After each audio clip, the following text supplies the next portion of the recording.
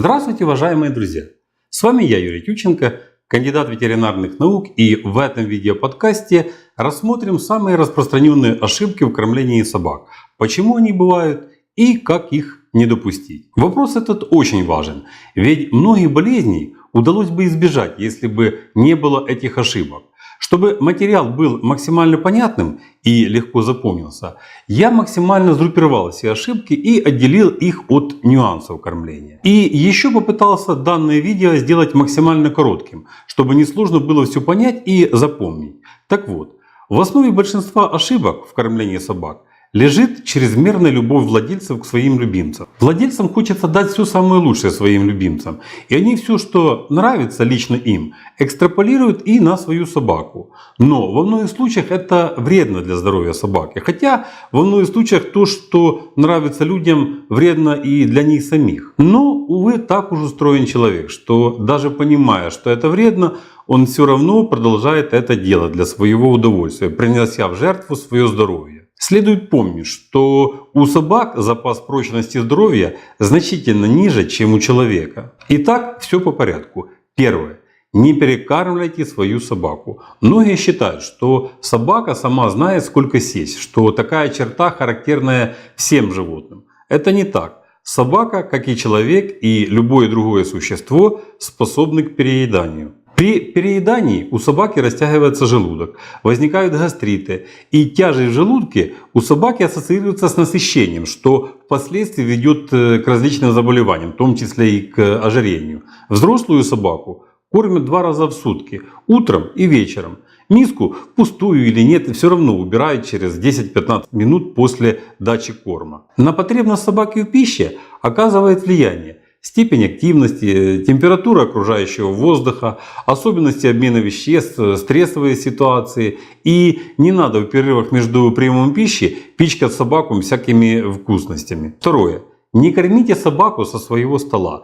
Это очень плохая привычка. Особенно если у вас маленькая и породистая собака. Не потому, что ваша собака может стоить очень много денег. Это в первую очередь потому, что, как правило, такие собаки очень чувствительны к несвойственной им пище. Человек очень сильно постарался над тем, чтобы получить желаемые формы, экстерьер собаки, какие-то рабочие качества.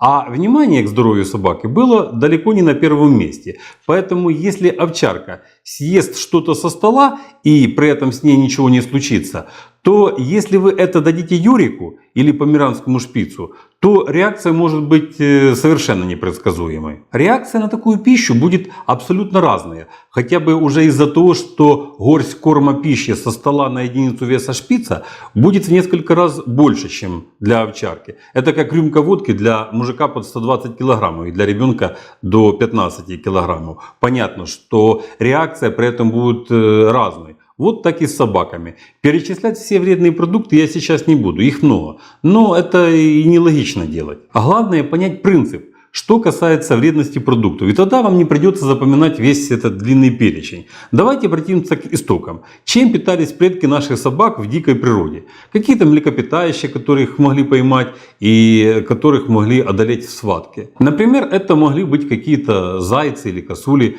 Так вот, возьмите зайца за условный идеал пищи для собак. И тогда возникает вопрос, а можно ли собакам давать копченую колбасу со специями? Или что-то еще в этом роде? То сразу представьте себе зайца и попробуйте отыскать в нем этот продукт. И если в зайце нет копченой колбасы или другого продукта, который вы собирались дать своей собаке, то это значит, что этот продукт вреден для вашей собаки. Как видим, все очень просто и не надо запоминать длинного перечня вредных для собак продуктов. Там копченая колбаса, специи, перец, бананы, ананасы и так далее. Третье. Не кормите собаку горячей или наоборот холодной пищей. Собака будет хватать корм любой температуры. Будет обжигаться, но будет хватать. Поэтому пусть корм сначала остынет, а потом уже давайте его собаке. Температура пищи не должна быть выше 30 градусов. Четвертое. Не кормите собаку перед прогулкой. Желательно за час и не кормите сразу по приходу с прогулки. Пусть пройдет хотя бы немножко времени, минут 20, полчаса. Это зависит от интенсивности физических нагрузок. Пятое. Никогда не поите собаку холодной водой сразу после интенсивных тренировок или по приходу с прогулки. Всегда поите только водой комнатной температуры. Дача холодной воды сразу после прогулки, после интенсивных нагрузок, это очень опасно. У животного всегда должна быть свежая вода, вдоволь свежей воды, независимо от того, когда вы кормите собаку, но только нормальной комнатной температуры. Шестое. Не пичкайте бесконтрольно свою собаку всевозможными добавками и витаминами. Да, все это надо вашей собаке, но бесконтрольная их дача по принципу чем больше, тем лучше ни к чему хорошему не приведет, поверьте. Если есть какие-то сомнения в здоровье вашей собаки, то всегда проконсультируйтесь со своим ветврачом. Седьмое.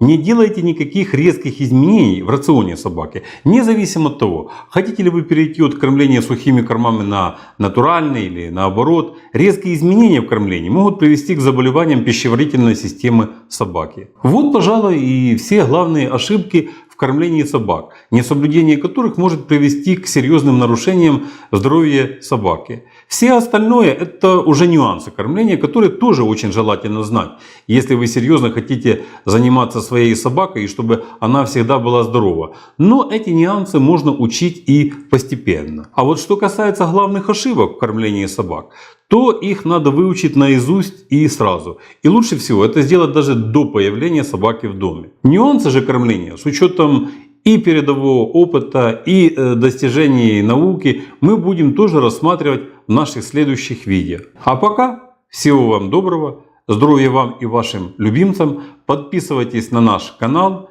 и до новых встреч!